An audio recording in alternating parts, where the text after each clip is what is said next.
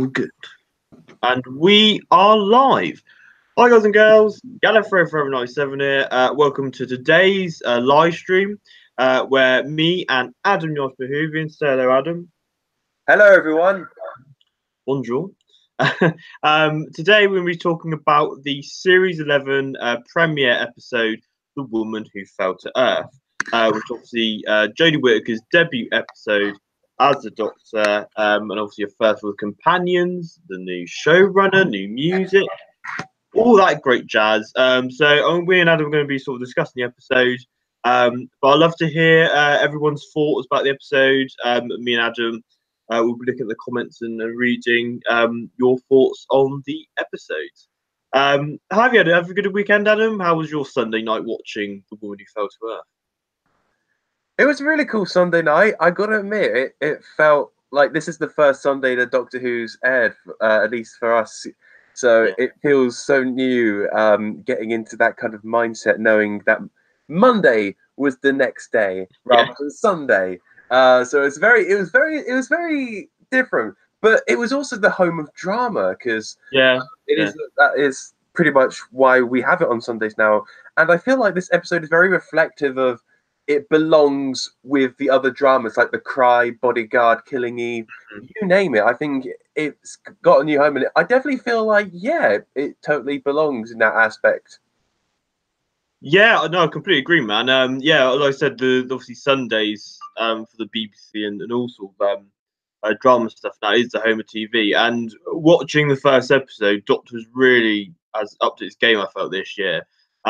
Competing obviously with, like I said, Netflix shows and obviously The Bodyguard as well, which was a great series if you're sort of the age to watch it. But that was it's become the new thing. But it was. I found it quite weird. Obviously, on a Sunday, like you said, obviously you think, oh god, I got work or school the next day.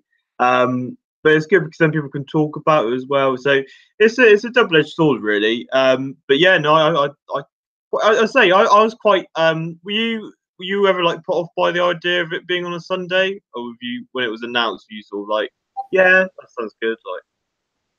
Yeah, I think it was fine. To be perfectly honest, it really didn't. It didn't cross my mind in a negative way at all, really, because I knew that Doctor Who was never always throughout its 55-year history on a Saturday. I don't think there's anything to that. And besides, I think for me, I actually don't have university or work on a Monday. I actually have that Monday free, so it's kind of. I've always had in my mindset that I'd have a day after to process the episode, rewatch it, analyze it more. But I feel that I wouldn't have minded even if I did say have university or work on Monday. But it's still the weekend. I think that's day. It's not. I think it was the Peter Davison era where we did have it on Mondays and Wednesdays. I think mostly probably running through a fair bit of JNT as well. So yeah, it wasn't really. I thought it was absolutely fine. To be honest. Yeah, like I said, obviously they in the 80s when Peter Davison was Doctor, obviously they changed it to like Mondays and Tuesdays. So obviously it wasn't a new thing. But yeah, like you said, as I say, sort of, like obviously with Saturdays, obviously then you have all Sundays to obviously digest it and talk to people about it. I do remember the Sarah Jane Adventures being on during the week. Yeah, I have memories of that as well. Yeah, that was a really cool thing. It was quite weird though, because I don't know if you remember, they used to have the episode on BBC, and then you'd be able to see the next one on CBBC. Like it was always a week ahead. That's right.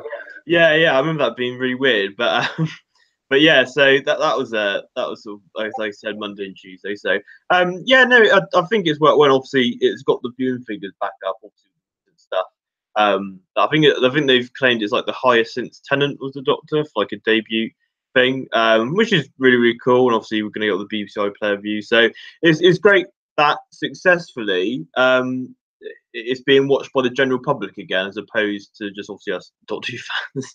Do you know what I mean? People haven't sort of. I've been speaking to loads of people this week who haven't watched the show in years, and they tuned in for that, and they really enjoyed it. So it's done its job for me anyway.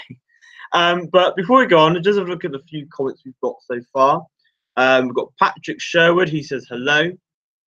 We got Tyrus Traveller, which says a funny quote from the episode: "Eat my salad, Halloween." Which has suddenly become this like meme for some reason. I don't know why, but it's quite a funny thing. It is. I thought that was probably the most screen accurate drunken scene show's ever done, to be honest. But you know, Ewan says that he thought it was very good and funny. That's really great to hear. All the comments coming in. This is great. Jake Jaff says, "Hi Reese, glad you enjoyed it, bud. We'll be seeing you at the Earthshot BFI and another rematch for the quiz." Hi Jake. That's Jake. Obviously, it was Adam's 21st. Yeah, no, the BFI Earthshot thing is, when's that, in middle of November, I believe. So yeah, that's going to be really, really cool. So hope to see you there and anybody else who's going. Yeah, the Men of Who's great Twitter account. They say it was a really strong opening episode for a new Doctor. Definitely in my top 3. Oh, that's really awesome to hear. Yeah, obviously we'll be discussing our thoughts about the episode, so we're breaking it down. And it's great for everybody who's watching to give their thoughts on a particular sort of subject of the episode that we're talking about. And we'll be sharing everybody's thoughts. But before we go on, I just want to talk about another bit of Doctor news. So the 10th Doctor Adventures, Volume 3 was announced with new artwork and the trailer as well, which I just listened to actually a few hours ago, and I was really surprised by it. It was great hearing Bernard Cribbins back in it. Have you heard the trailer yet for Adam? There's a trailer? I didn't know this.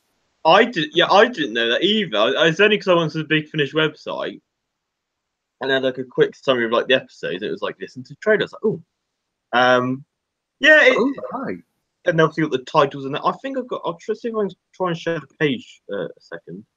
Yeah, I've just been on. Yeah, there's this thing. It's like 4 minutes odd. Yeah, it's a few minutes long. I'll see if I can screen share it quickly. Right, we'll go on from there. So we've got 7th Adventure 3. This is the limited edition version. So the first episode is called No Place by James Goss.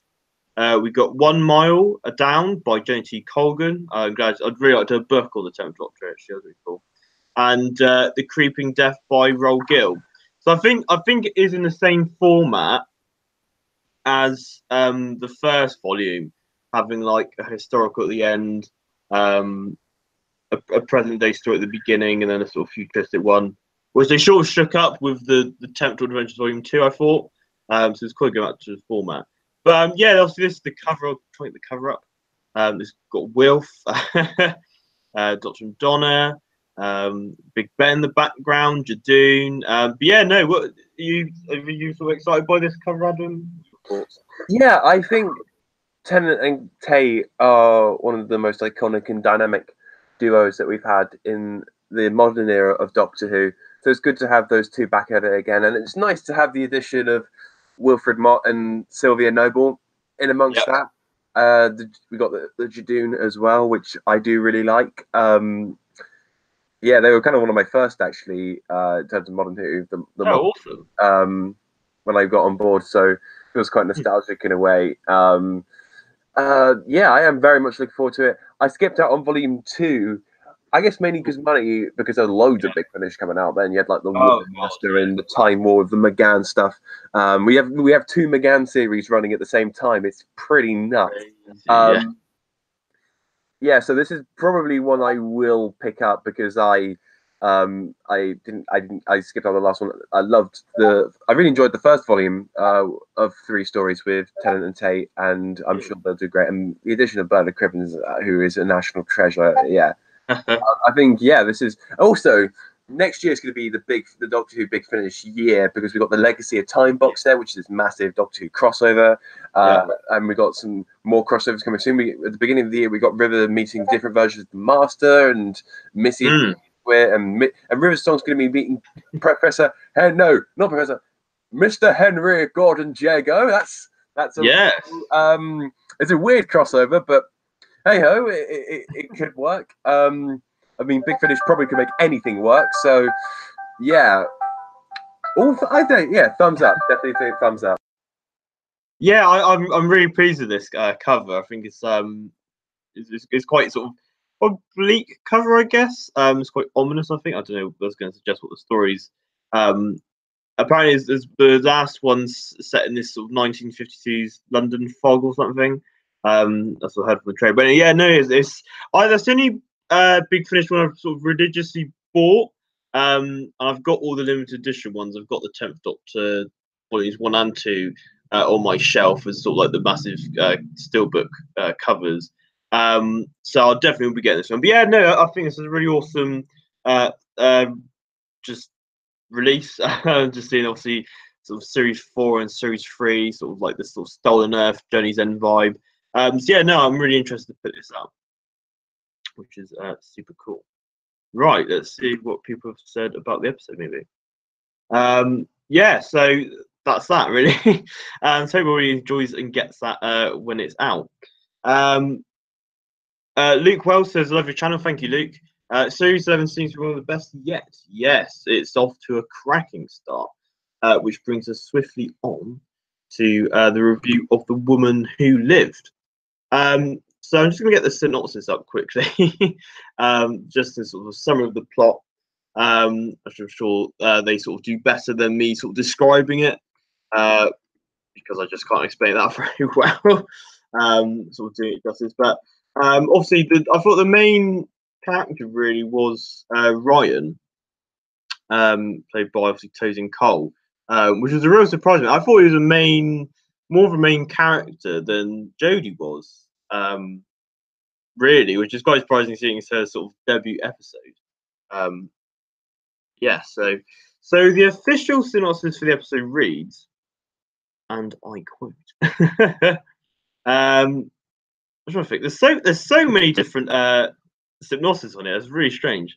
Let's have a look. So the synopsis from TARDIS Wiki reads: a newly regenerated Doctor must rally her newfound friends to defeat an alien attack upon Northern City without the TARDIS to help her. Yeah, that was another surprising thing, really, with the TARDIS, which I'll be talking about later. Yeah, I felt this episode was a real shake-up for Doctor Who. Not in terms of obviously getting a female Doctor. That was just not sort of regarded at all. I didn't think, which was great. It was just like, yeah, she was, as soon as she jumped into that, well, I say jump, as soon as she fell into the train carriage, it was just like she was a Doctor from the get-go, which was absolutely amazing. I think she did a really great performance. I've seen people criticize her for being too funny, but she had a really serious moments in there. And obviously, she's obviously going for that post-regeneration thing, so we're going to see her go through different situations for the series. But for me, as soon as she landed in that train carriage, and that, I don't know if you heard it, it was like a sort of little Doctor Who theme tune sort of going on. Like, oh. Obviously, I did my sort of live reaction to it. But before this live stream, I was trying to sort of say any criticisms for it, and to be honest, for me, I find it personally quite hard to find any criticisms for the episode. Really, I thoroughly enjoyed it. I think the villain possibly was a bit weak, but there again, it was quite a strong force to be reckoned with. But that's the thing with those kind of stories.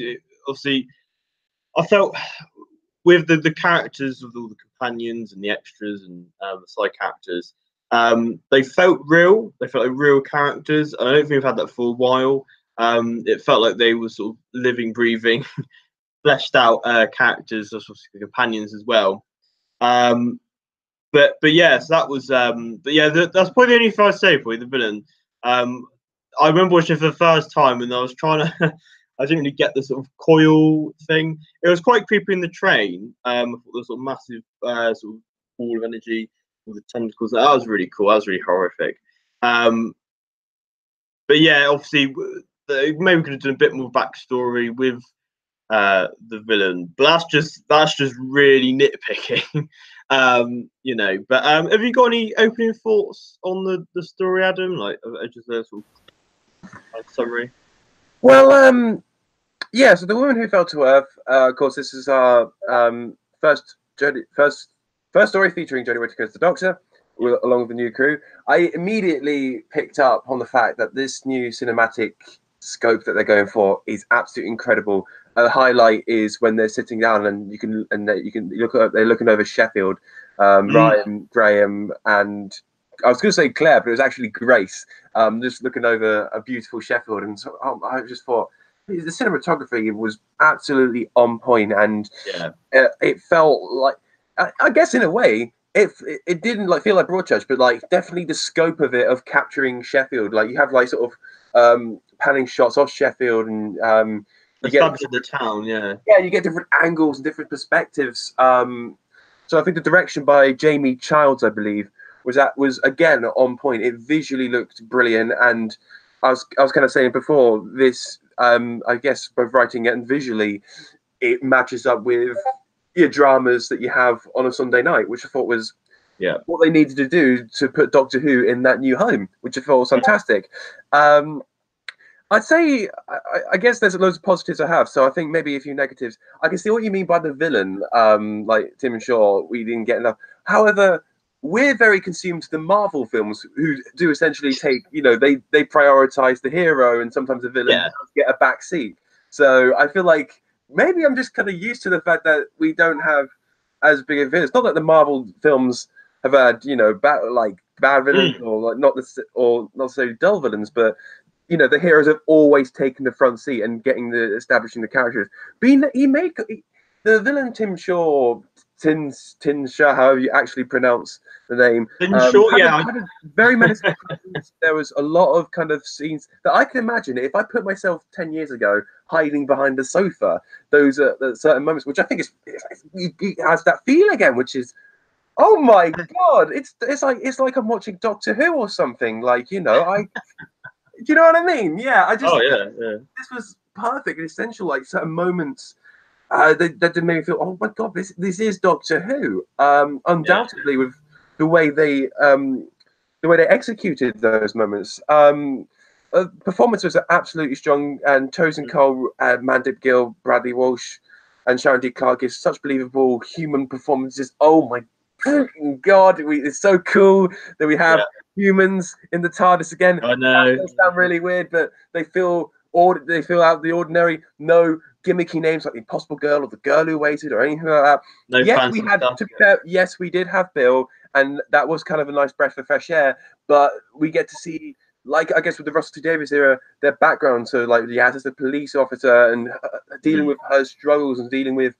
And I really enjoyed that about the Russell D Davies era, incorporating the home life with adventures of traveling, space and time. That balance. That balance, and I think that was struck quite well in the Russell T Davies era. And I think Chris Chibnall is going to carry on with that as we go forward in the series. So I think it ticked all the right boxes it needed to establish the series. Yes, it does. It will have room. There is room to develop and push things further. From what I heard with reviews of episode 2, apparently it is a step in the right direction. Which, holy God, that is fantastic. And we are really getting there. And I feel, marketing wise, everything, I do applaud, Chris Chibnall and Jodie Whittaker. They really of course, they really homed it in. It's new talent. It's fresh. There is a few niggles, but then this is the first episode, and obviously there is room to breathe things. There's room to flesh things out as we go further in. Cracking, yeah. Amazing review there. Just cut that little section out, and you can upload that to YouTube.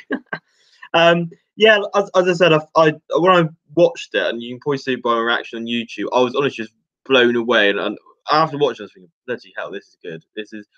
It was good TV. It was great Doctor Who, but it was also, as I say, great TV. And like I said, it stands upon high with the great dramas that the BBC are producing, currently The Bodyguard, obviously Killing Eve, etc. And like I said, there's other mention about the villain, that was just really, really critical stuff. And he said, but it was dark. Like I said, as I say, if you're watching a child, putting ourselves back at our age when we used to watch Doctor Who, Rusty Davis and being sort of scared of certain moments. You know, you think of those super amazing Doctor, you think that really did terrify me watching it as a kid. And somebody's going to watch the episode and be like, that tooth monster, I'm not scared of that tooth fairy now. That tooth fairy, oh my god. But yeah, so obviously, Jodie Whittaker, obviously, the first performance as the Doctor. I think she did a stellar job with all the right elements, being sort of obviously comedic. She had a great presence in the scene she was in, and as I said, it wasn't no messing around. I know obviously she had that massive moment of being like, "I'm the Doctor" at the end, but so as soon as she's crashed into that train, she got up. Did you notice the Doctor Who theme playing, Adam, when she stood up? Yeah, I did. I did indeed. Yeah. I thought that was really cool. I think that is a way to really introduce and get on board. And it's like, oh, this is an unearthly presence. That'd be an interesting title in amongst itself: Doctor Who and the Unearthly Presence. Yes. Well, there's obviously this episode did not have any titles, so they should. I think that'd be quite a credit just going that and doing the 1963 title. Do you know what? I gotta applaud them that we didn't necessarily get alternative titles either. No? Like I jokingly thought, oh, we're gonna get Glorious Play with like the names Jodie Whittaker, Bradley Walsh, Mandip Gill, Tosin Cole, just like on the screen, and they didn't do any of that. And I was like, oh my god, I thought that was very brave of them, actually. Yeah, I like you said. Obviously, we've been told that we were gonna get a variation of the titles, but obviously we didn't get any titles at all. And obviously, it started off under this ominous feeling. I said there was this pacing thing just going up and up and up, and build up was obviously to the story and the mystery, and you find a bit about the characters. And I was thinking like, it's got to happen now. Some sort of titles going back, and obviously it didn't. And it's great obviously for next week because obviously we're left on that amazing cliffhanger, which we'll talk about later. And it wasn't like it wasn't like a checklist. The story was the forefront, and obviously the characters as well. So we've got real breathing characters, like you said. You feel like they could be sort of front of the screens and be real people as opposed to this like fantasy type thing. And obviously that's through revealing their backstory, etc. But yeah, and obviously, yeah, as I said, it wasn't like a checklist. It's like, oh right, here's a sort of screwdriver, here's the TARDIS, here's the new titles, It was a brave, like I said, it was a brave decision. But I remember going through the episode thinking, could it go there, could it go there? And obviously, it just kept going on and on. And yeah, it was really awesome. What did you think of Jodie's sort of first episode? Do you think she proved herself as a Doctor? Yeah, Jodie Whittaker, performance-wise, was absolutely on point. I do see very much the Peter Davison, Matt Smith influences in there in terms of the fact that she's one of the youngest, or one of the younger, not like the youngest, but I think she's mid-30s. So I think Tennant was around then when he played the Doctor as well. So we do kind of get that in there a bit, but still tries to make even that seem like she's made it her own, despite the fact that you could tell maybe there was the female kind of David Tennant kind of in her. She had some cool, funny stuff. She had some nice stuff like Yaz is just like, I'm calling you Yaz because we're friends now. That was very nice. She had a cool stand. She had some cool stand-off moments with Tim Shaw, and it's one of those moments where I actually didn't mind the gag too much, because sometimes if you just make a gag about your villain, then it undermines the presence of the villain. Yeah. That wasn't necessarily the case in my view. She's under this post-regenerative trauma that we got, and I guess really it didn't feel like anything new in the sense of that any doctor going through that, I would say, but she still retained, she still sort of was the leader, you could say, still kept the ball rolling, and she did a fair good range actually and because this was about a 60-minute episode, she did run the gamut of emotions. Right. And anything else? Yeah, it's really cool when you start hearing Jodie use the kind of, she says my TARDIS and the Sonic and because she's settling into this world of Doctor Who as Jodie Whittaker as well, which I think is very cool. Because she's very new. Well, she's not. She's never. It's not. She's completely alien to Doctor Who, but she's alien enough that she doesn't. She doesn't have this wide breadth of knowledge like I guess you could guess Peter Capaldi did, who was a massive fan going in. So I thought it was a very fresh approach from that angle. I'd say, yeah. Yeah, like I said, you gave a wide range of different sort of performances, being able to show her sort of range.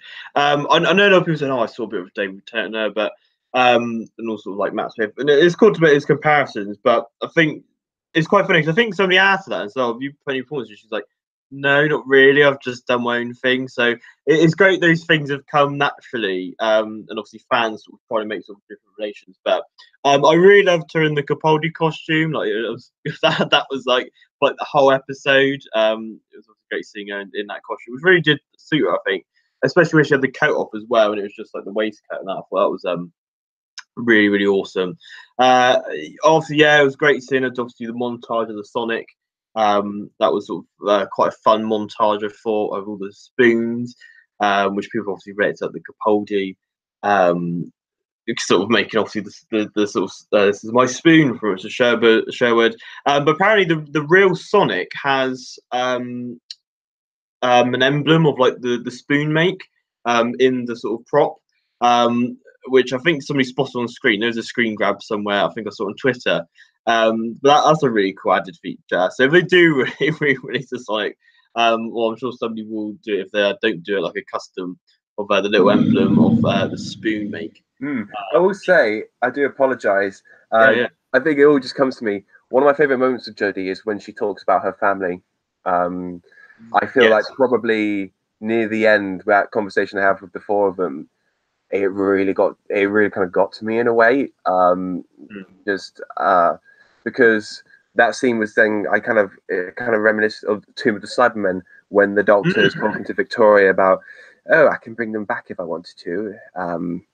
But that's the thing, I wanted to. And then Jodie talking about her family, how they attached to her through always. And so that's the thing. Like, it's not just I'm not going to label Jodie as wacky, zany, and just leave it at that. I think there was enough variety in this episode to be like, oh, well, okay, then this definitely has,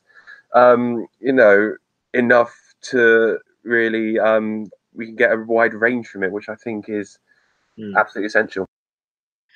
Yeah, I completely agree. I'll probably talk more about obviously the sort of spoilers at the end, and obviously the sort of trafficking, and obviously well, spoilers. We'll probably just say it now. Obviously, at the end, obviously Grace dies through trying to destroy the coil, and it really just hits you emotionally. Even though you've just saw an episode, I really love that character. But yeah, obviously, when that happens, Jodie does take a step back, and she has that really lovely moment with Ryan where she's just there to listen to him as he's obviously before the funeral is about to start, and obviously, like you said, obviously she sort of takes a step back, and obviously sort of just respecting the people. She's obviously sort of grown to love through these the episode events. Yeah, when obviously they ask her about family, it was really nice path thing. Obviously, I didn't realize it's obviously later, like you said, the parallels. Obviously, Patrick Troughton's brilliant scene with Deborah Watling into the Cybermen, where he says about sort of memories, like you keep them up here, but you take them with you, then they're not gone as long as they live up here. And I don't know if that was an inspiration from that, but it was a really lovely thing for Jodie to do, and I think she executed perfectly. Really, really lovely. And obviously, it helped the characters as well. Obviously, lost something with Grace, his death. Also, hopefully, would help people who've gone through grief themselves. That people live through you when they pass away. Do you mean that they're still up here? And it was really like yourself, like she said about her, sort of that you think, oh, what would they think of that? But yeah, she did that perfectly. I thought it was, really emotional. But yeah, like I said, she had the sort of funny stuff. the emotional stuff, you know. And this is all in the first episode, so and it is. I don't know if you felt this, Adam, but when I with Matt Smith and Capaldi, it always took me a few episodes to readjust um, that was the current Doctor. I know I've always said this, but I felt like straight away she was the Doctor. It was quite weird, and I don't know what they did differently. But usually it takes me for ages. I don't know if it's saying that was ages ago, whether there was build up. But I felt as soon as you came on screen, I was like, that is the Doctor right there. Did you get the same sort of impression, Adam? Yeah, well, it's also I just kind of felt, wow, this is because this is our first female Doctor. Just kind of hear how she delivers it. I didn't feel it was too much of a departure at all. I kind of feel like, yeah, it's definitely cooking in the sense it's not ready, but it's cooking. And I think it is that moment until she literally just say, I am the Doctor in front of Tim Shaw. I was like, yeah, there we go. There we are. It kind of came out of a. I loved her. I loved the fact that I actually enjoyed the fact that she built her own sonic screwdriver, which is a very controversial design, but I thought that was very good. Very kind of like John Pertwee when he'd build the gadgets. There is quite a lot in there that I feel like, yeah, this is the same character. Like I think I didn't feel like at any point in the episode I thought that is off. I feel like there's a certain moment, whether it's her own, whether you feel like it's her own, but also I remember John Pertwee or Pete Davidson or Matt Smith doing this. So yes, in short, yes, I did feel like she was the Doctor straight away. Despite maybe some initial concerns, but then I enjoyed the fact that Chibnall is treating it like an ensemble because she's only as good as her interactions with the other characters, with Yasmin, Ryan, Graham, Grace, and them bouncing off her bouncing off them. I will admit, with the concerns of there was a lot of question dumping. It was like, what are we doing? Why are we going to go this? Da, da, da, da. There was a little bit in the middle that kind of sagged a little. I didn't really take up on it too much, but then I kind of imagine on repeat viewings maybe that could have been cut a bit and other elements could have been added. But it didn't bother me as much as like Moffat's episodes because it was longer and it ran it was slow in the right way, I'd say. Yeah, I thought the pacing was well done. Yeah, I said I had this obviously build up with a mystery, and obviously you've got sort of execution as well. So, but I kind of understand what you mean about the asking questions. That's not something I didn't really realise, but you bring up a good point, which we'll move swiftly on, is to Jodie's counterparts or her friends, as she likes to call them. We're going to start with Graham, played by Bradley Walsh, who is her hilarious off screen, like obviously very remarkable for the chase and that. And I'd not seen any of his other performances. I've seen a couple of clips from Law and Order, but I didn't know much about his acting style. But he was great, absolutely brilliant at playing the character of Graham, who was sort of this sort of just typical bloke, you know, just pretty cool to be honest.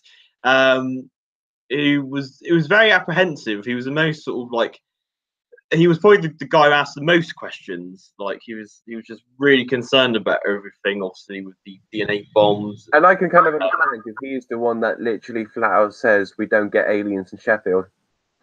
Yeah.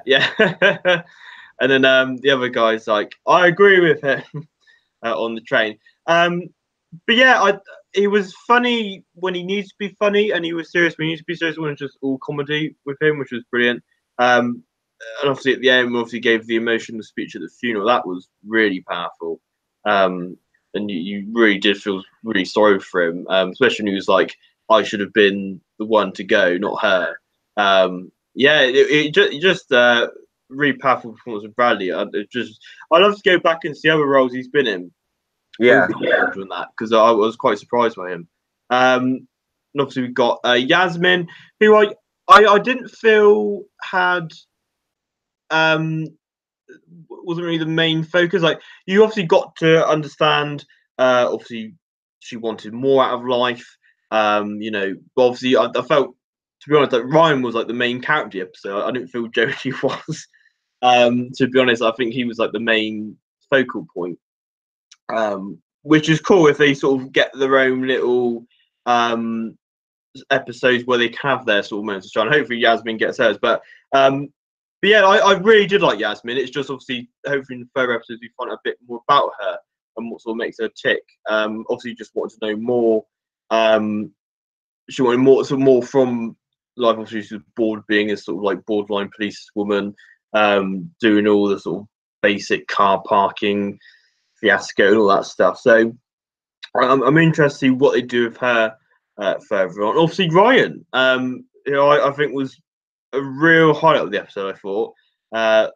Obviously, it's the first sort of character to suffer from dyspraxia, which has never been portrayed on TV before, and speaking to so many people who suffer from that condition, it's great to hear it.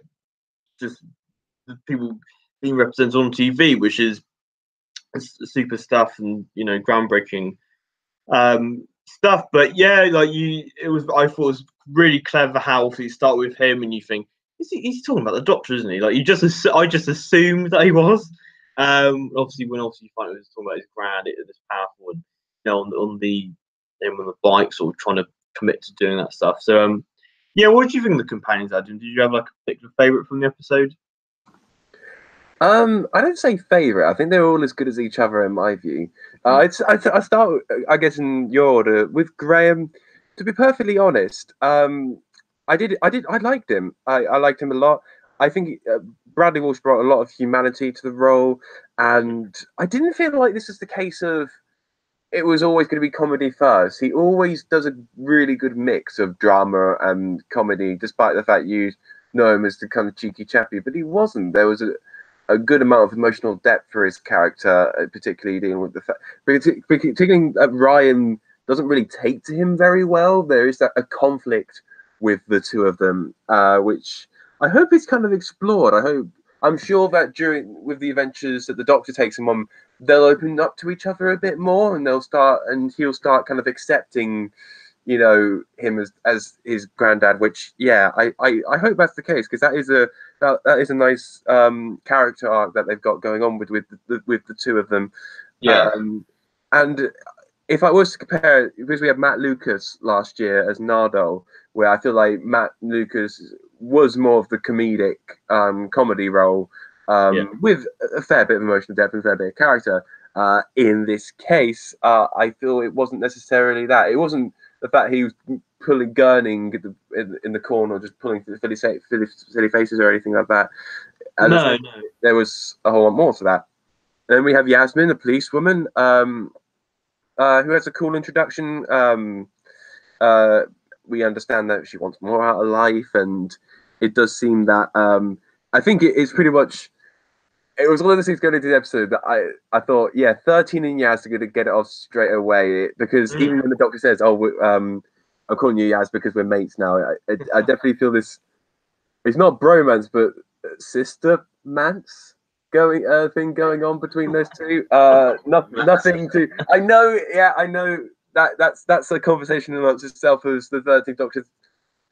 Let's say very more intimate dynamics, probably, but I feel like, yeah, there is definitely, like, 13 is going to bring out what Yaz wanted is more in life, is adventure and purpose and stuff like that. Is what I'm trying to get at. And then Ryan, yeah, I feel like one of the most effective parts of this episode was at the end when he's doing the video thing again. I want to talk about the support of my gran.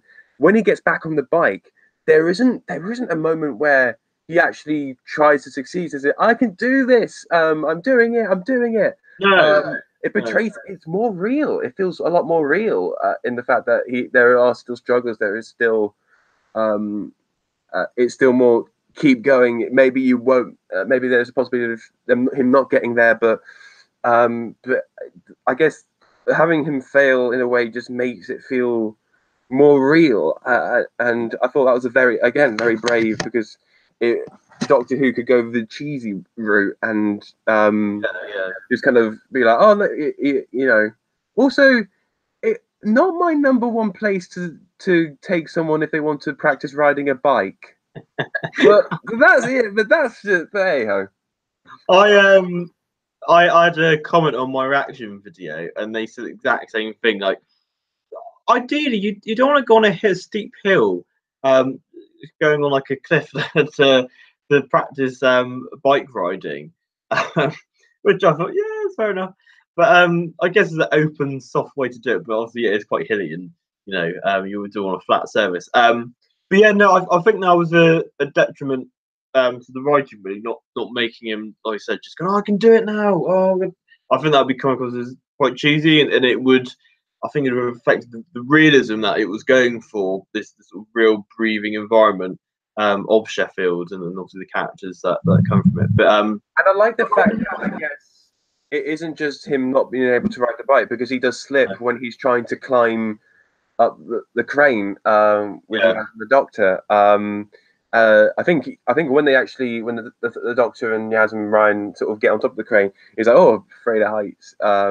yeah. Showing a bit of insecurity about the matter, which I think it's kind of cool that there is a balance of, I feel like Yasmin's going to be really up for the adventure, who's going to be maybe the brave one, still learning things, and then like Ryan and Graham maybe not being so prepared, because I guess maybe we're too used to companions be like, yeah, we can conquer this. Like, we're superhuman. Kind of overpowered. Oh, more overpowered, I guess, Moffat women. All we can do is silly rubber alien. Oh my, they feel terrified. They feel like if we were a Doctor Who, where maybe we feel a little maybe overconfident and cocky, then we come up against Two-Faced Man and we go, oh my,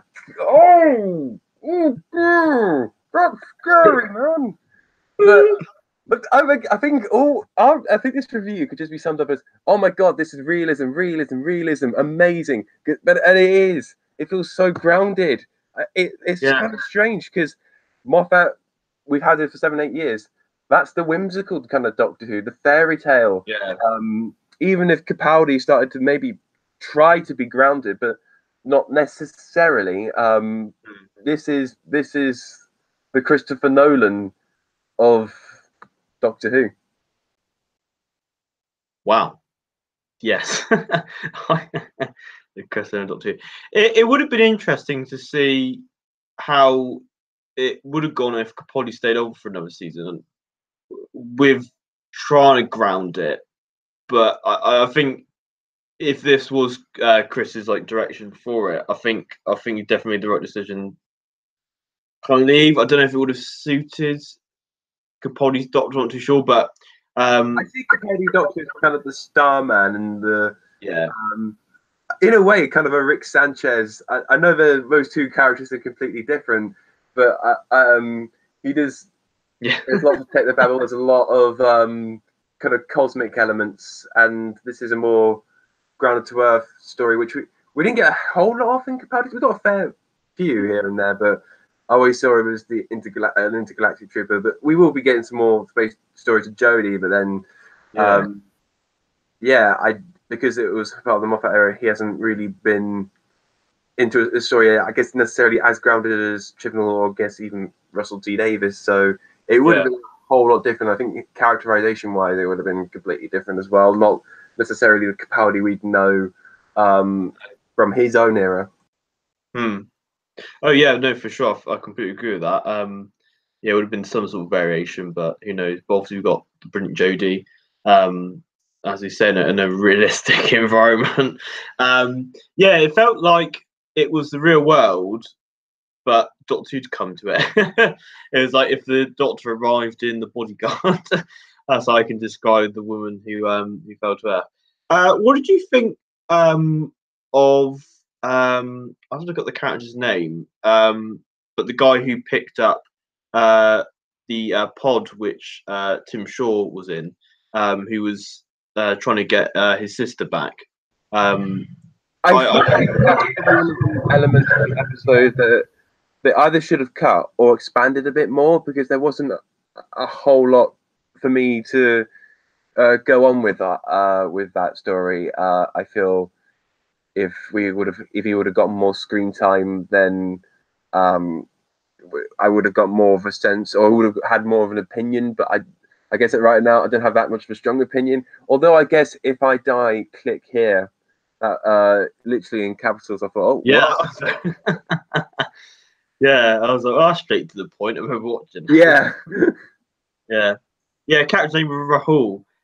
Right. But Oh, yeah, that's the thing, because it didn't leave much of an impression on me. I forgot his name. yeah. That's the thing. I've just had to look up now. Obviously, it was just very sort of like his I purpose even was forgot to. that I remember him more, but I forgot the name of the guy who wanted to feel special and important. But all I remember is I'm very special. I'm very important. Yeah, special Bless man. him. Yeah. But yeah, I remember that more. But then, yeah, as I say, I was like, what was his name? Oh, I don't know. It would be quite interesting to ask, like, if you're watching this now, can you remember his name? That's a good question. Yeah, Oh, can you remember like anyone's name? I guess outside of the main, no. because I remember Grace. I remember that name as, of course, Yeah. Ryan, who won't, of course, won't be part of the team going forward. But what was strange, I guess, the death was a little unexpected, because I guess it was said before that she'd be a recurring role in the series, which Yeah. well, I would say never. Not the fact they bring her back, but maybe we will have moments. I guess like a Force Ghost in Star Wars, where she will come in at certain moments and maybe drive the character forward, probably with conversations, possibly. I don't know if that will be the case. It could be a moment of. It could be a hindrance in a way. Kind of maybe they take Yeah. 5 minutes of the episode for like a sit down chat with them, and maybe it won't push the story forward or the characters forward in any way. No. I hope not, but I guess maybe if that is to happen, if she is to come back, I don't know, to kind of support the characters, to kind of talk them through, Yeah. because that has happened in fiction where she had a character killed off, but then they are back in, like Obi-Wan Kenobi in Star Wars. So Yeah. yeah. Yeah, I think it'd be good to talk about that now. The character of Grace. Um, I really loved her in the episode. I remember just before she died, in my reaction, I'm just like, she is brilliant. She is so much fun. Um, she's obviously very venturous, and sort of a lot of fun as well. So, and obviously when she did die, sort of trying to destroy the coil. It was really sad, because obviously you sort of got to know her dynamics and her importance to Ryan and Graham. You know, she was a really connecting factor to them all, really, as well with Yaz as well. Um, but but yeah, obviously that the final sequence just really really sad with the funeral. Graham talking about his relationship with her, and like he was obviously a cancer survivor, and she was like his sort of hospice nurse. You know, it again, it was just that real grounded raw emotion. But I just say, if they did bring her back, because obviously I was just like, oh my god, she was his recurring character, which I don't know was a purposeful mislead. I assume so. But she, as I say, I wouldn't say she wouldn't return, maybe in a flashback, but I wouldn't like to, and I don't think Christian will undermine her death, because, as you said, obviously we've got Ryan and Graham. Obviously, got this sort of dodgy relationship. Obviously that they don't. Well, I think Graham obviously wants that relationship to blossom, but Ryan just like, yeah, whatever. You're her second husband. I don't really care, which is fair enough. Like, but obviously Graham's a nice bloke. Um, and I think hopefully the doctors bringing them on sort of her journey, going obviously through these sort of all these different adventures, will hopefully sort of bring them all together. And obviously her sacrifice, I thought, was going to be the sort of reason why they travel, which would have been very much a cliche. But obviously we know by the end of the episode it was very much a forceful not by choice, to sort of go with the Doctor into space. But hopefully, I think this will be a ominous impression on all the characters. Obviously, we went through that journey on episode 1. It was a very, I think, it's a very ballsy decision to do. But I think it sets the characters up great for the journeys they're about to go on, all their different story arcs, like personal story arcs, I should say. But yeah, no, Shandy Clark played her brilliantly, and I hope to see her again in some form of capacity. But if this is her only appearance, I think she was a great character, and I wish I could have seen more of her. But yeah, hopefully I think she's like the foundational glue for the brilliant TARDIS dynamic, which is a sort of like a great sacrifice. Obviously she died falling from a crane and getting electrocuted, which sounds really horrible and a horrible way to go. But what did you think of the third act, Adam? Because obviously I felt when they ran into that industrial site and they saw the cranes, I was thinking like this is like a sort of third act. I felt like I was watching a third act for like a film. Obviously, you had Iron Man, which was kind of Iron Man 3, which was obviously set in like an industrial thing. It was a kind of like big setup for like a sort of action piece, which it was, jumping from cranes. Obviously, like you said, Ryan trying to obviously try and keep up, really sort of putting his mind to the task at hand. Did you feel like you were watching a third act film, Adam? I guess in a way, yeah. It did feel like it was leading to a massive heroic moment, which it did. But also did it in the most Doctor Who-y way, with a bit of humour and a bit of action, and a bit of suspense.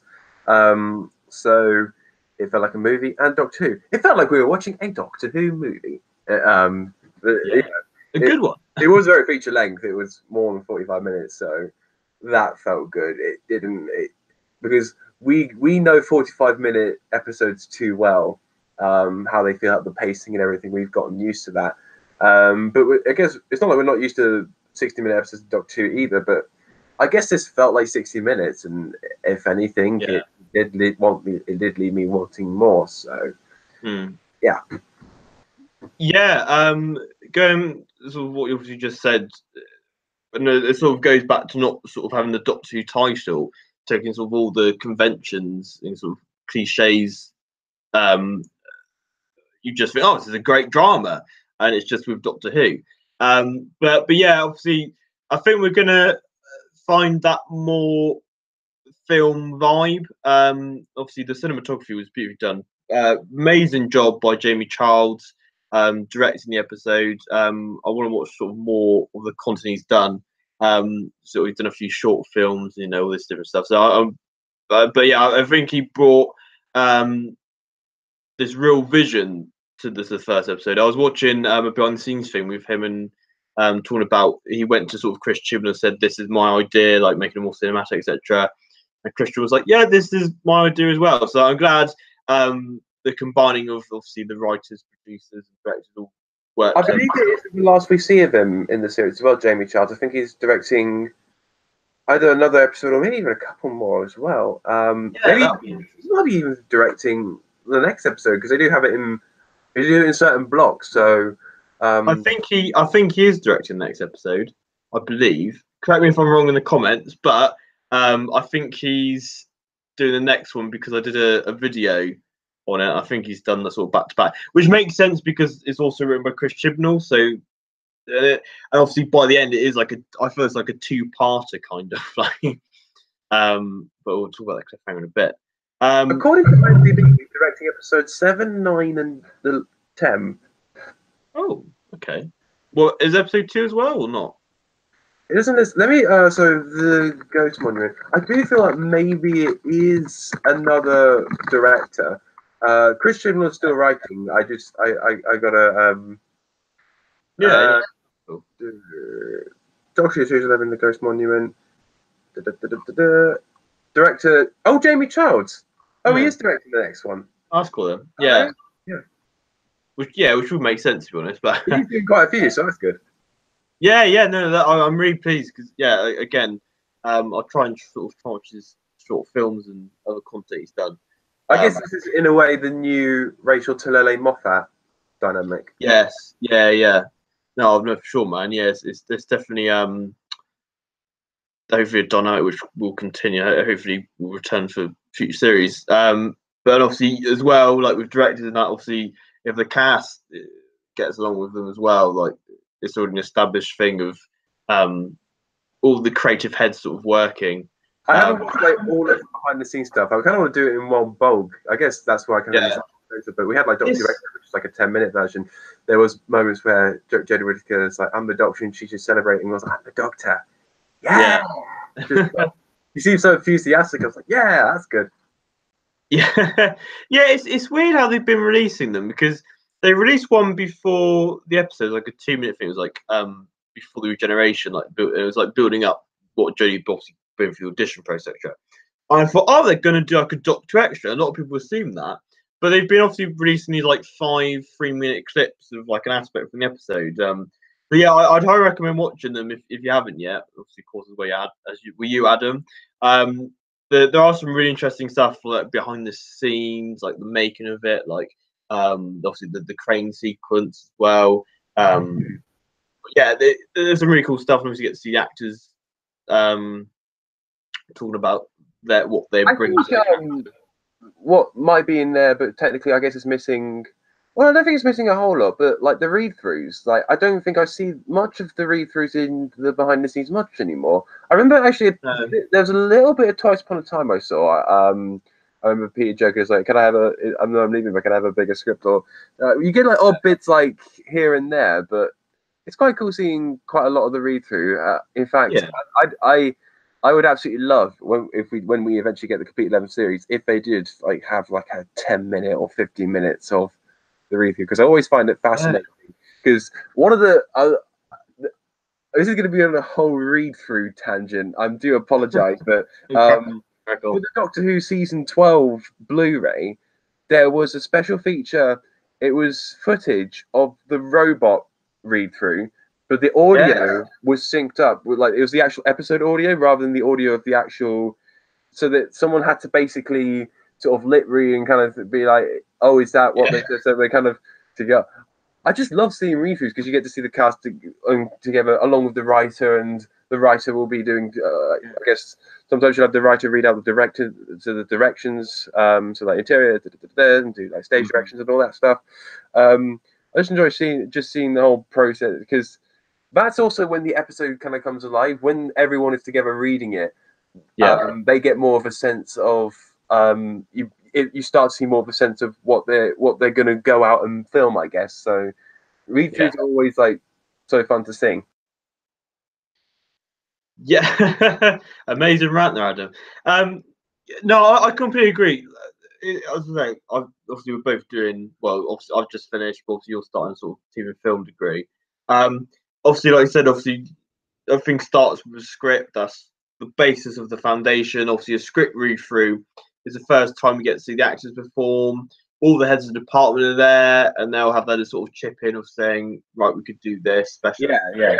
So, as I said, it's like the first time, and it's interesting, like you said, with obviously the season 12 thing, with the robot thing, which was for some reason they audio did they? It was like they filmed it for a show which was never released, but the footage. Yeah, and then they junked it from that, but the footage is still there. I remember what surprised me. I got Doctor Who magazine previewing the season 12 box set. I saw footage of Tom Baker sat next to Nicholas Courtney during the review. I was like, "Whoa, there's gonna be a."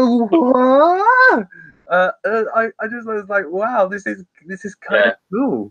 Because it was never on the original robot. This is like stuff that because for these new box sets there is like kind of archive material that they will kind of dig up that hasn't never been released. So yeah, it's just cool to see that kind of stuff. Yeah, it's like the sort of like how the first beginnings of that for the actors and how it's sort of like changed on the screen. Like you could have like the episode and the reading sort of going along. That would be a cool little feature. I don't know. Do it, do it, BBC. What did you think of the outfit reveal of her getting her clothes from a charity shop? Fair enough. Yeah. I wasn't quite sure. I wasn't quite. I didn't necessarily think it's like, oh, how is she going to get her clothes? She's going to find them somewhere. She's going to wear them. That's it. I'm never really bothered about that part of the story. It was quite a nice, funny line, which is like, got any cash, empty pockets. That was quite amusing. Yeah.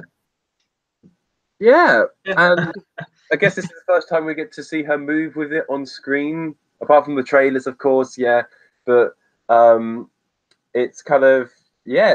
She seems comfortable in it. It Yeah. looks. It. I don't know. But I think there was something about it where I don't know. I thought it would hurt the eyes a bit more, but it didn't. Oh. I don't know why. I just kind of thought maybe it was a bit too bright, but there's. Oh. I think like the lighting of the episode kind of made it fit in or something. I don't know why I'm rambling like that, but yeah, No, no, I guess I've just kind of warmed to it a bit more. yeah. Yeah. When we got the first image of it, I kind of just because it's very heavily photoshopped and kind of heavily lit. It was kind of like, oh, maybe it is a little too much. And then kind of see her in it. I'm like, yeah, actually, yeah. Yeah. Yeah, I'm glad to bring that question upon you. I liked how, as obviously it opened, sort of opened using sort of voice there. Obviously, I was quite surprised how long she stayed in it for, like the whole episode. Like, you must have stayed in it for a week. In Right. total, you had the funeral, didn't you? And obviously, that usually takes about a week for that to get organised. So she must And have it took stayed. half an hour for her to fall or something or other. Because the half hour ago was a Whitehead Scotsman. I was like, half hour? How long have you been falling? Gee, Yeah. Christ. So I saw somebody make a Thor Ragnarok reference where Loki's like, I've been falling for 30 minutes. Yeah, yeah.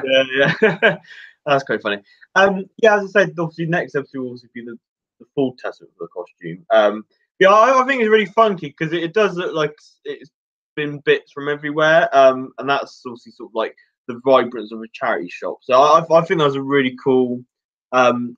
It is a nice sort of like she's very self-sufficient. I think this doctor, you know, making the Sonic, getting the clothes from a charity shop. Do you know what I mean? It's not this sort of thing of like the TARDIS provides everything. She's had to like basically just get everything by herself and be really self-sufficient. So I think that was a really cool, unique twist thing. But going on to the cliffhanger of this episode now.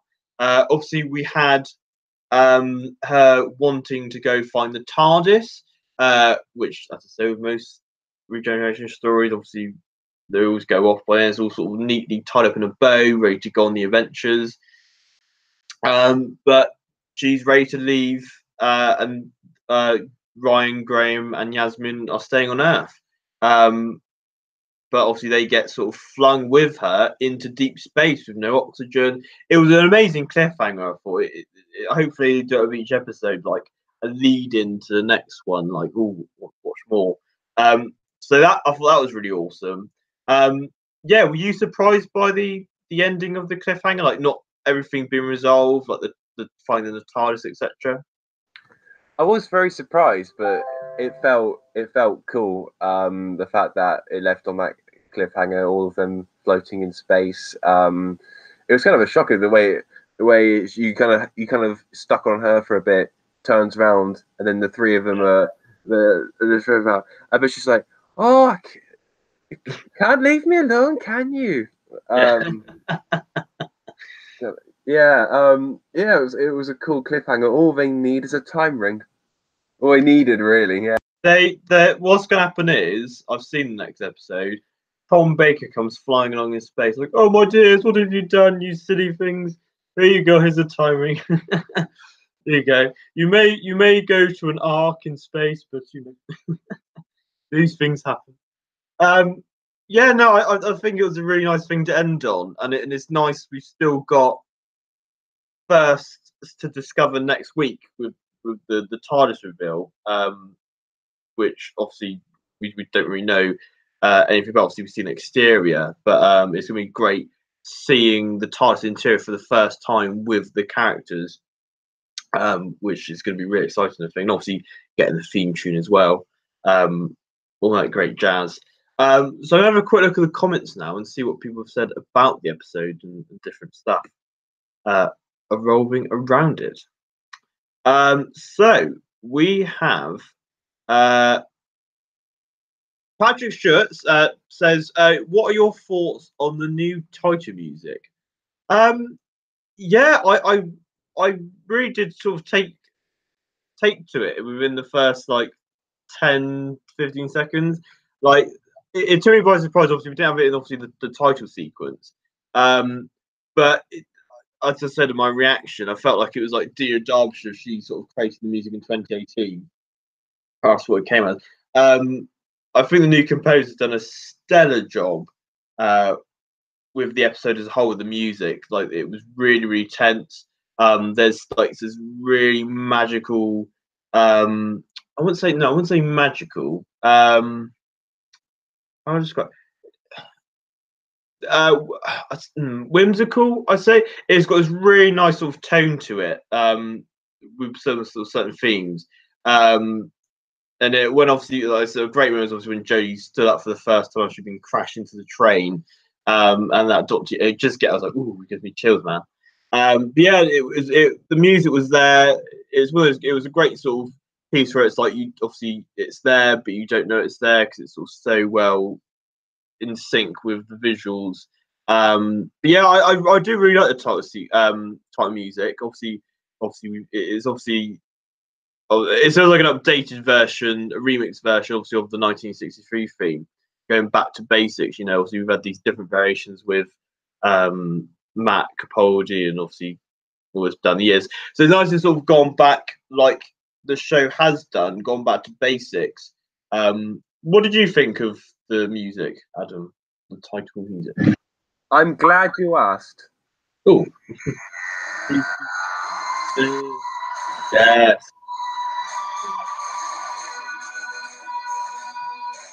It's got that kick in it again. I feel. Yeah. YouTube copyright. I absolutely loved it. I fell in love instantly, and I like the vortex render is very good. We got a few cool vortex. We had like the first Doctor Vortex render, and then this vortex render. Lovely vortex renders. Just going to say the theme. Yeah. It was very 60s, but very modern, but very. It got. It kind of like you're making fish, and you're like, oh yeah, this is Doctor Who, man. Yeah. Made me feel really happy and giddy and like a child, which it was. That's what it had to do. Yeah, I thought it was sensational. It was a sensational listen, and I've been listening to it over and over again. In fact, I was at the Chris of Rassilon this week, and they were playing it on the speakers. That was very satisfying. It also makes me hear that theme tune live. Oh my god, that'd be. I'd probably like cry if that happened. It would be like with the orchestra and that'd be amazing. Yeah. Oh, it's really cool. It's been heard through speakers. I think I need to change it to my new ringtone. I think that's what I need to do. That's what I'm going to do after this live stream. But yeah, I sort of obviously got a kind of glimpse of the titles, which again was like it felt like a remix version of like the 60s titles. I felt just with like purpley and swirly vortex stuff. But obviously, we're yet to see the opening titles, which would be very interesting. But yeah, no, yeah. So the theme from me and Adam, double thumbs up. But yeah, that'd be amazing to hear it sort of live. That'd be really cool if they did that. Bad Wolf VFX says, "I wish it had an opening. It felt weird without an intro." I can see what you mean. I think it would have ruined the pacing. I think what it was going for. Obviously, we have the titles next week, but I'm glad they tried something different and just had like just the episode and had this great build up through it. So I think it was a good decision, but I can understand obviously it feeling off. Indeed, and we did have that one episode in that that tenure of the Angry Scottish bloke that where we didn't have a title sequence of something. Yeah, so not unheard of. No, not at all, not at all. The Menafu says, "I've heard the next episode is even better than the opener, which is extremely exciting." That would be interesting how it compares to the brilliant opener. It'll be the first, obviously, outer space, possibly future episode, which is great. Philip Hawkins says hello. Hi, mate. How's it going? Life Upgrade says it wasn't that bad. This episode was 12's funeral. Well, it was Grace's funeral, but I wouldn't say there's a few nice. Well, there's two references to good point. One obviously like, oh, I was half an hour ago. I was a Scottish white-haired man, and obviously as well the when she's dangling from the crane, she's like, oh, I wish I had longer yellow legs. But yeah, I didn't think it was. I feel like Capaldi's funeral was twice upon a time.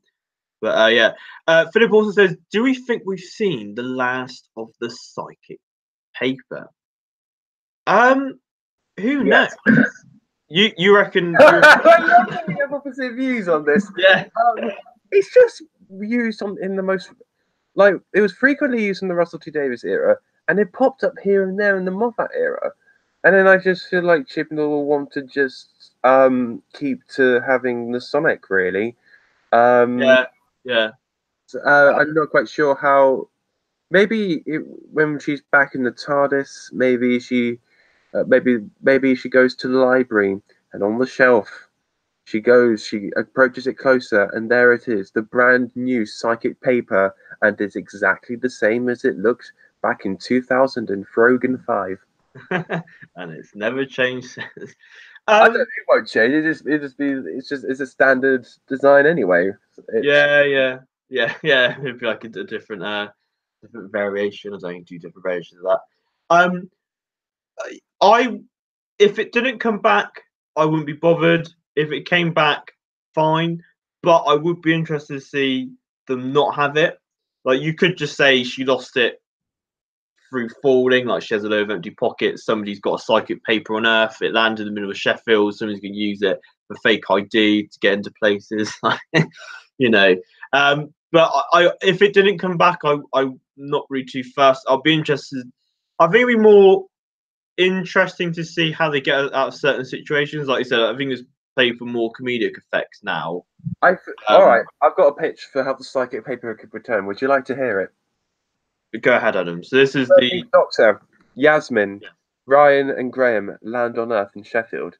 Okay. And then they step out the TARDIS, and then suddenly they hear a noise, and it's a very familiar noise. And guess what? It's another TARDIS landing in front of them, and out the TARDIS pops out Christopher Eccleston Big Ears, and he's like, "Oh, I hear you have not got a psychic paper. Well, do you know what? There you go. Fantastic."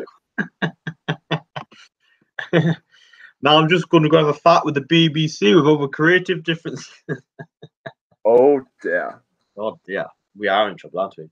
Well, there we go. So that's your spoiler episode talk on the psychic paper return, which will be series 11 finale. Somebody says, when will be the Doctor Who in Spanish? I don't know if you mean whether Doctor Who will be broadcast in a Spanish language or Doctor will be Spanish. I'm not too sure. I presume it's broadcast in Spanish because I know they double the episodes. So if they haven't done it yet, I don't know why. But yeah, we'll have to wait and see. It's Marcus123 says, "Hi, bro. Hey, what's on? Are you excited for the Ghost Monument? And what are your hopes for the rest of the series?" I guess this is a good lead into like the cast stuff, the trailer, and all that stuff. So, is this going to be? This going to be the part where we absolutely go in depth of the cast bit, the trailer. We analyze every single frame, and we just be like, yeah.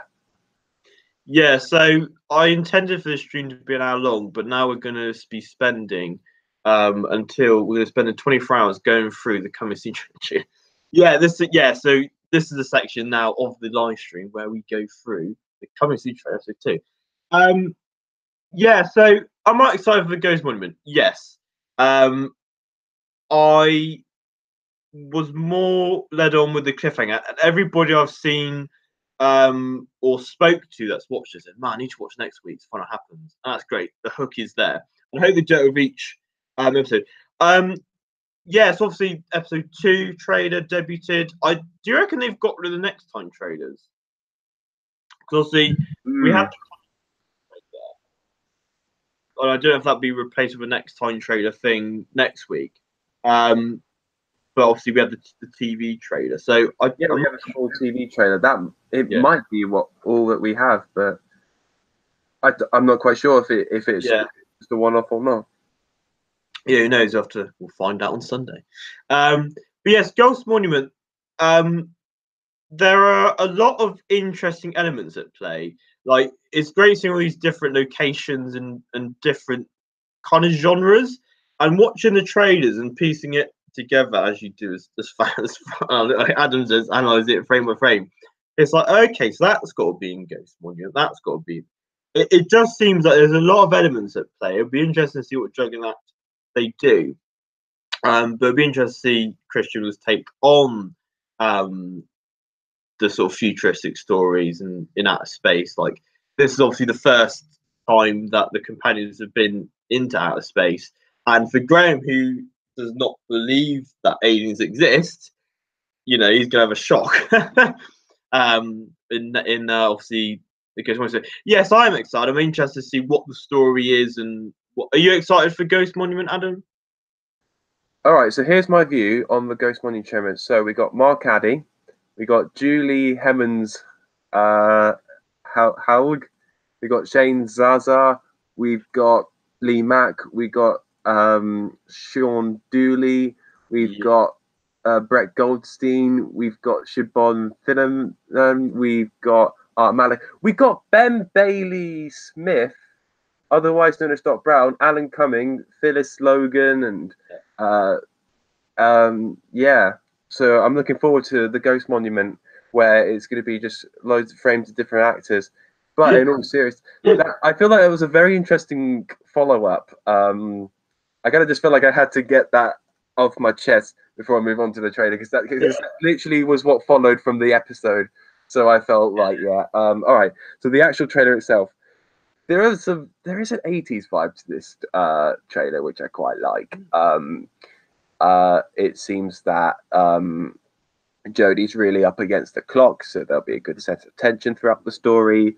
It looks beautiful. Again, Jamie Childs, you are the new Rachel Talalay. If we didn't think there would be a new incarnation of Rachel Talalay, but we've got one, and that's fantastic. It's brilliant.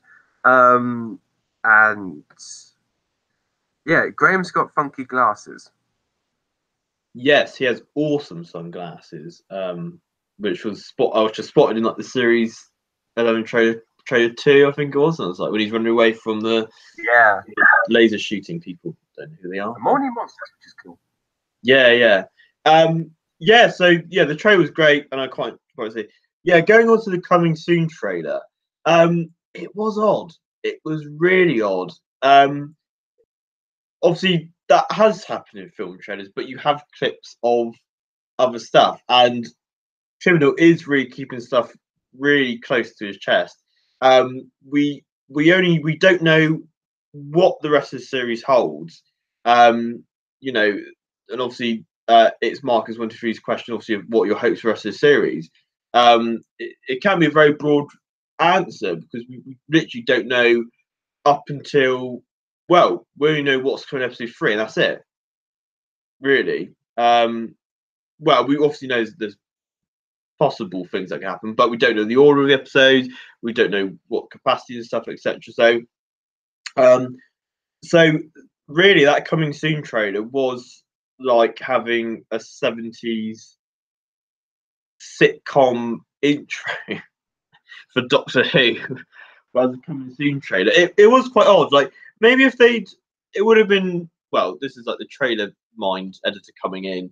But if they did obviously have like a few clips from the upcoming season, even if it was old stuff, and then do that. But it was an interesting coming soon trailer.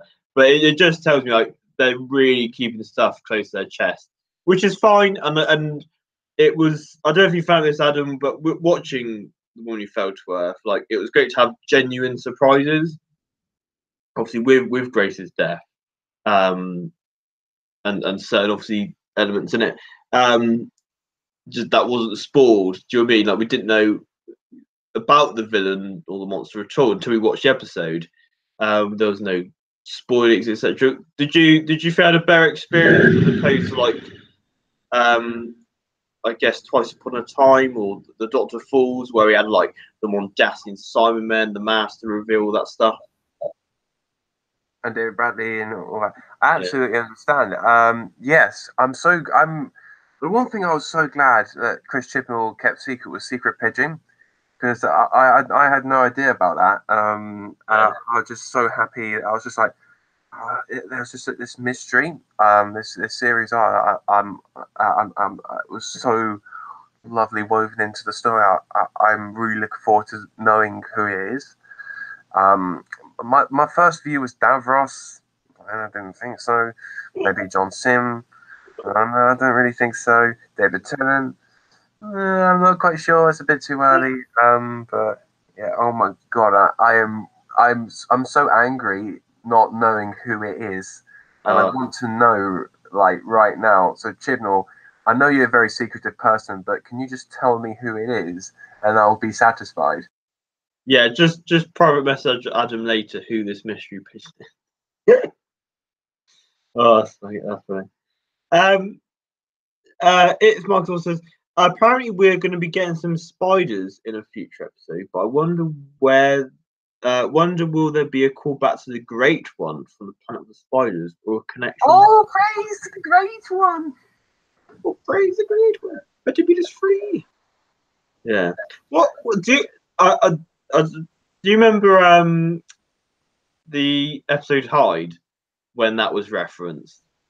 And oh my god! I got when you said metabolism free. Yeah, metabolism free. Yeah. Oh, that was that was hilarious. I remember watching that first time. I was thinking, metabolism free. I was like, and then he kept saying, I was like, he's saying that wrong. Yeah, that would be cool. I think if they, because obviously they're like giant spiders, they could do like a direct reference, or they should probably say, "Oh, I had met these spiders once before." Oh my god! I could if the Great One comes back. I mean, last year we had Alpha Centauri, so it's just like the Pertwee monsters are coming back for another go. Well, not Alpha Centauri is not a monster.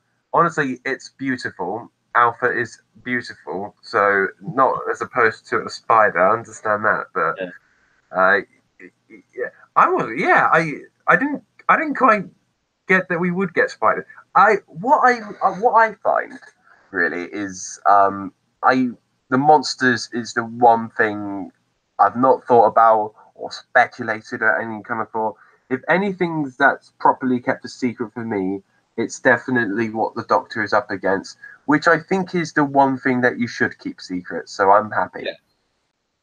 Yeah, no, it is really nice. It was like we didn't know anything about the villain for episode 1. That was a really nice surprise. We'll see. Tim Shaw, who was a great visually looking villain. I love the sort of smoke come out the back.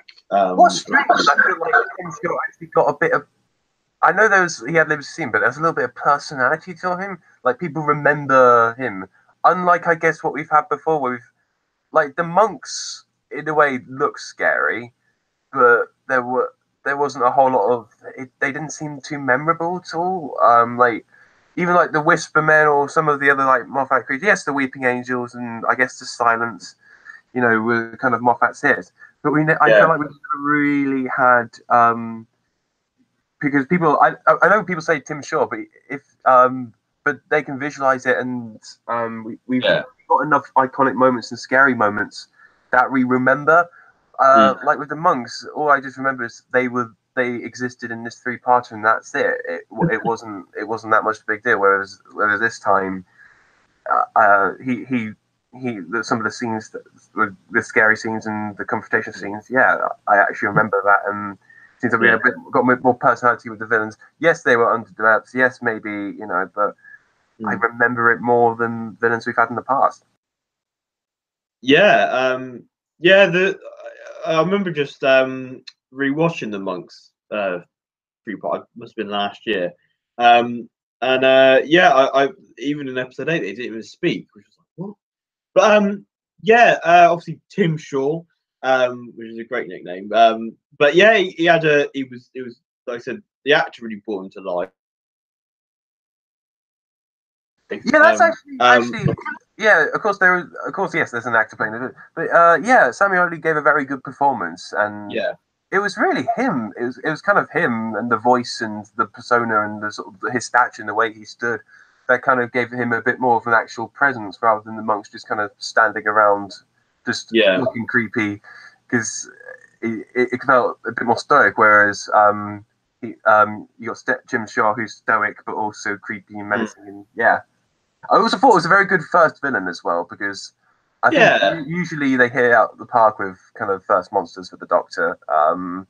You got like Twin Dilemma, you had like the Atraxi, the Half-Faced Man, and Deep Breath. You got the K1 Robot, you got the Autons, the Daleks, Patrick Troughton and stuff. So yeah. Yeah, it is a tough balance because, like you said, it's the Marvel thing where you're just obviously concentrating on the hero, which obviously in this case is the Doctor, and obviously introducing the new Doctor. But obviously you've got to have a good villain. And I really enjoyed it because obviously you had the horror of the coil going through the train. That was really spooky. And then you find out there's this obviously this pod, and then obviously this sort of Iron Man bloke comes out, and you think bloody hell, he's threatening. Laser and electric holding off people's faces. That was horrific. And there's also this mystery thing, and you're like, who's under the mask? And then obviously when the mask is revealed, obviously you've got this great prosthetic, obviously you've got like a human face. And again, you understand through the writing what his intentions are, and what his goal is. Obviously, you don't need too much about the backstory, but obviously you understand what his goals are, and you've got quite a clear. It's quite a simplistic story, but it's quite horrific. Well, obviously, when he's sort of starting to talk about more about his people and what they do with the humans that they collect, and that is like you horrible monster, in a kind way of saying that. But yeah, so I was really pleased with the villain. Again, they could have obviously done more backstory, but that's just dire nitpicking. It was quite funny actually. The actor who plays him favorited a tweet I did on the Sunday morning where I put like, oh, when you wake up to the Doctor Who series premiere day, and it's this bloke get out of bed dancing, putting his like disco hat on and that. And I was like, oh, okay, fair play, favorited my tweet. So that was like very good. But yeah, no, I think he did a great job. Like, yeah, I did see him interact a fair bit on Twitter with the fans, which is quite nice. Yeah, that's cool. Yeah, no, it's really cool to get people like that. You know, obviously social media can be a whole thing for actors. You know, obviously putting their face on, but no, it's really exciting. It's nice for that to have that interaction with the fans on social media. So yeah, no, that was top notch. So I think we've covered pretty much every aspect of the woman who fell to earth. So, what are your overall thoughts, summarising the episode in a bow, for the woman who fell to earth, Adam, the Ultimate Whovian? It was absolutely terrible. Yeah. Oh my god, the whole. What I didn't like the new cinematic scope. I just thought, what were they doing? I want more whimsy. I want more whimsy characters. I want them to butcher Doctor Who canon and lore like a butcher with a knife. Just like no nothing. I don't want any of that. I just want that. No, absolutely not. I thought this episode was a very good start. It ticked all the right boxes that I feel like it needed to. Not only was it a fresh start, we got believable characters that got arcs that were in character moments that were enjoyable and brilliant, and the actors brought it to life. Jodie Whittaker, I thought was off to a very good start. Again, there's room to grow with her, but I enjoyed her in the story. And yes, I do feel like she had a good range of emotions and gamuts. I thought Tim Shaw was a cool villain. very memorable as opposed to what we've had before. It felt like it was quite. Jodie had a very cool first villain, and it was very amusing, funny episode without it undermining anything. Like Sure Gag, I thought was actually very well implemented as a part of this. It could have like demeaned the villain completely, but it did, or the presence, but it did not do any of that. I will say, like, if I did have any negatives, I guess I don't really the supporting cast, not like the actual TARDIS crew, but like the other ones, like Rahul, the other bloke, the other person. Although I will remember, eat your salad, Halloween. Yeah, I remember that. I don't know his name, but then he was kind of a red shirt. There was also the granddad. That was the funniest thing. It was very sweet, but it was a red shirt in a way as well. He was kind of and then got killed off. It's literally like, I have a granddaughter. Oh my god! Oh, I'm dead. Yeah, that's what it felt like a bit. I feel like it was slow in the right way. It took its time. It had some good dramatic moments. I love the scene with the four of them at the end when Jodie's talking about family and stuff. It's got some really cool character moments. Yeah. It's got enough to go forward into a whole new series. I didn't kind of feel like it was dead on arrival. It's got a good. Jamie Charles is a genius. Well done, Chibnall. Well done, Jodie. You helmed. You're at the helm. You've done something that people will remember. What I feel like it's connected with the fans a lot because Jodie Whittaker, for me, is one of the more widely accepted Doctors prior to her arrival, and the anticipation for the first female Doctor clearly means a lot to so many of us fans who are, of course, who are female Doctor Who fans who finally get their first female Doctor, her first story, sitting down. I can imagine it means a whole lot, but it does mean a whole lot to us because we're Doctor Who fans still sticking through this new change. And I think it delivered on that. It didn't feel, as I said, it didn't feel dead on arrival. It absolutely did its job. It entertained, and it just kept us more. I was not ready to let go of it in a sense. I was ready for the next episode. I don't think I've ever been excited to tune in on because after the pilot I kind of felt like, oh, we've got the emoji ones, whatever. But then I felt like this one excited me more for the adventures that we're going to have, which I think is absolutely what it had to do. And I'm very much in the sense of course we've not got the TARDIS yet, but I actually kind of thought to myself, I don't mind if we don't even see it this episode as well. I'm not kind of clamoring for it. I look forward to the moment. I feel like maybe the longer they wait, the more rewarding it will be for us when they do reunite with the TARDIS, I think. So I know they're going to also. I don't know if we're going to talk about this later, but of course, episode 3 is going to be a story set in the past. So people think, oh, maybe they'll get the TARDIS, they'll travel back in time. But whether maybe it could be a whole them traveling about somehow just freely in space, or whatever. Chibnall did something to set things up, maybe as just the TARDIS there.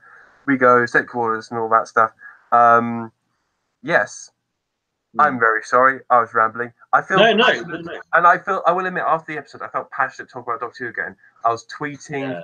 All right, there were a couple of memes in there, but I just spoke to Twitter to do a massive thank you to Chris Chibnall and Jodie Whittaker for an entertaining episode, and gave a few. It's like, oh, I really like this moment, and this was very good.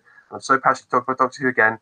I feel like crying. I feel like my show's kind of come back the way that I had never anticipated, but oh my god, it's getting me right now. I want to be on the other side note. Today I spotted a bus stop poster of Jodie, which has been all around. There's loads nationwide. We've got loads of posters of Jodie with the Doctor Who logo, the iPlayer, the kind of. And I found one. I thought, oh my god, this hasn't happened like ever. I don't think I've ever seen Doctor Who on a bus stop or billboard or anything like that. No, I really like those art. I was like, oh, that's kind of cool. So I got like a picture of it in that. So yeah, it was cool. Yeah. I don't know what to say for that. Yeah, I've been watching the episode, I was just blown away. Everything was exceeded my expectations. I was surprised. I was shocked. I was emotionally invested. And obviously, like you said, Jodie was obviously announced as the 13th of Juan. And we had this massive, like 50-minute thing build up. Like, here's a costume, here's the toys, here's a Sonic, and obviously you're thinking, oh god, please be good. And honestly, for me, it blew me away. The cinematography was amazing, the music. Same about episode 2, actually. I hope it would be interesting to do this like season 12 thing where they go around like sort of time and space. And it's a case of them sort of trying to like find the TARDIS, but they keep getting it wrong. That'd be quite a funny thing. But yeah, overall, I was really, really pleased with it. It just really exceeded my expectations. I think going forward, I don't know what to expect, and that's amazing. I can't wait to see how these characters come about and sort of bond together. And obviously, by the end of the episode, I don't feel like they're wanting to go on an adventure. Like, they've had this obviously adventure with the Doctor, but hopefully this first one, and obviously going into the second one, they just want to get home. So and I really liked how it wasn't like a checklist of being like, oh, here's a TARDIS reveal, here's this. We still got surprises to come in episode 2 going forward. And yeah, the less we know, the better. It's been really, really lovely this year watching the episodes and not knowing a thing about them, which is fantastic. So yeah, like I remember like seeing all the tweets afterwards with everybody sort of on Twitter and that. And I was going through, I was thinking, I don't know what to tweet. I cannot contain to words what to tweet. And it's been lovely, like you said, Adam, speaking to everybody, like friends, family. I had a mate who's never watched Doctor Who before, ever in his life. And he was like, yeah, it's really, really good. And it just feels proud as a Doctor Who fan to have, like you said, that wider recognition of like, I'm proud to be a Doctor Who fan. It's one of those moments you think, I'm a Doctor Who fan. I've stuck through it thin and through thick and thin. And yeah, no, it's a real payoff to have the general public and the wider audience backing the new Doctor of Fallen Love back in the show. So yeah, I do feel sorry to interrupt you. Like, things just come to my head. My mum and my aunt weren't so sure about a female Doctor. They watched the episode and thought, actually, that's not too bad. I think this could work, and that felt rewarding in amongst itself. So I could imagine some people who weren't sure watching this episode thought, wow, I think this is this. I've really opened my eyes to it. I sure have. I guess since the regeneration, since I saw Jodie Whittaker's first scene as the Doctor, I went, "Ooh, okay, maybe I can really get on board with this," because I think even like with the first scene, I think they handled that very well. And then all the marketing material came out, and I thought I'm really enjoying. I've enjoyed the marketing essentially with what we've got, and it wasn't like we had like the Comic-Con trailer, we had all the stuff at Comic-Con. I thought, if I'm perfectly honest, maybe another trailer, maybe a few more like posters and that, and then I'd be absolutely fine. We don't need absolutely everything. I'm happy we don't even know the episode titles like for the finale or anything. We don't know too much. We've got what we needed for the moment, but we're not jumping too far ahead as like, oh, we know that Dancing Simon and John Simmons, the title of the finale, we all that, or the synopsis or anything. Yeah, absolutely. Yeah. So it makes the episode feel even more unpredictable, which is great. Yeah. No, it's yeah, I think a lot of people building up to the series like, where's the trailer? Where's all the titles? Where's this and this thing? And like it was like I just always it always goes back to the prime example Rich of the series 10 finale. Like I rewatched all 3 episodes of the final 3 episodes of the whole era with One Enough Time, Doctor Falls, and Twice Upon a Time, and there are some stellar reveals. You got the Mandassian Sidemen, John Sim, David Bradley, and all of it was pre-announced or spoiled, or and watching this episode, not knowing what's to come and having a great reaction to it, pretty much not knowing, obviously, discovering the villain in the episode, knowing obviously the character's going to die, yeah, it just took me surprised by it. But yeah, it just all paid off. And it's really set the wheels in motion of what could be one of the best series we've had in years. Yeah, so yeah, really proud to be a Doctor Who fan. Well done to all the people involved: Jodie, Bradley, Chris Chibnall, Tosin Cole, Amanda Gill, Shanti Clark, new composer, the director. Yeah, everybody involved just needs to give themselves a pat on the back. Honestly, it was a real amazing experience. So yeah, great start. Pretty much perfect. Pretty much perfect, I say. Yeah, like nothing's ever perfect. But this was close. I felt this was really close. Yeah, no, I had a great time of it. Let's see if anybody's commented. Bigger says hello there. I do have a couple tweets to read out before I go.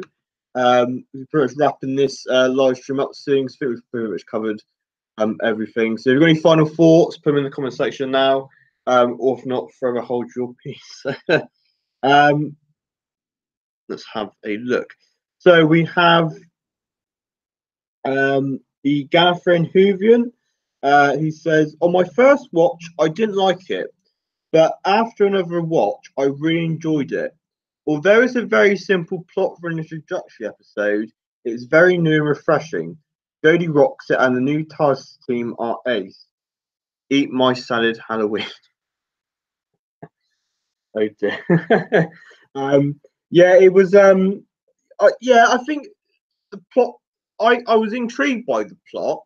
The nice, obviously, with the sister aspect was quite an intriguing one. But yeah, with an episode like the regeneration, it needs to be simple. But I think they did a good job, like Adam said, of being memorable, etc. Which worked. And let's go spooky Pika play. I don't know. Some Pikachu account on Twitter says, I love how Chimney can make the most minor of characters so memorable. Yeah, like I said, even though me and Adam can't really sort of address the names of some of them, there's some really funny moments and sort of great mini character traits. And again, that's what I really love from Chris Chibnall's writing so far. He had that realness back into Doctor Who, sort of grounding it back down on Earth. And it'd be interesting going off world how he portrays those sort of characters and making us sort of fall in love with aliens and different worlds, etc. So yeah, I'm really pleased. Let's go series 11, 9 episodes. Let's have a time of our lives. So thank you very much for watching this live stream, guys and girls. Please comment, like, and subscribe. You can follow me on Facebook, Twitter, Instagram. Links to stuff in the description below. Thank you very much to Adam Mahouri. I've got an announcement. Oh God. Right, yes, go. So today I am thrilled to announce that Gallifrey Forever 97, you should subscribe to him. You should like, follow, tweet. You should give him all your love and all that, because he absolutely deserves it. I believe he's actually hit a milestone fairly recently, quite several thousand subscribers, if I am not mistaken, my good friend, or over 7,000 subscribers. Over 7,000, yes. Yeah, he's nearing the 10,000, and he absolutely deserves it. So what you should do, if you haven't already, subscribe to Gallifrey Forever 97, because you're going to go on the trip of a lifetime, like Christopher Eccleston, and you are going to enjoy such cool, diverse Doctor Who content from him, as well as the CW stuff, as well as Marvel and DC, because he's really passionate about that. And we've been friends for a good long time. So what if you haven't already? Join him. It will be absolutely worth it. Oh shit! No, I appreciate it, man. That's really kind of you, mate. Oh, yeah. Wow. Yeah. Thank you, man. That's really powerful. Yeah. So obviously I've reached over 7,000 subscribers. I do have a video in the pipeline, which I'm hopefully will be out hopefully before Sunday's episode actually. Which will be a video of my top 10 Doctor Who memories, which was voted for on Twitter because I said, oh look, I've reached 7,000 subscribers. What do you want to see? So hopefully that'll be out before Sunday. Tomorrow I do have a new video out, which I'm reacting to the Honest Traders. And yeah, so I got plenty new videos leading up to obviously episode 2 and going forward. Further ado, please go and subscribe to Adam Ultimate Whovian. Thank you for joining me on the live streams. My absolute pleasure. It's a real pleasure to have you on every time, with hilarious consequences. Yeah, I do feel like I just stumble in and I act like a goof, but I'm just having fun. And oh my god, am I having fun with this new series? And I'm enjoying it and taking it really. There is a video I've got planned. I hope to bring it out tomorrow, and that'll be my top 3 scenes from The Woman Who Fell to Earth.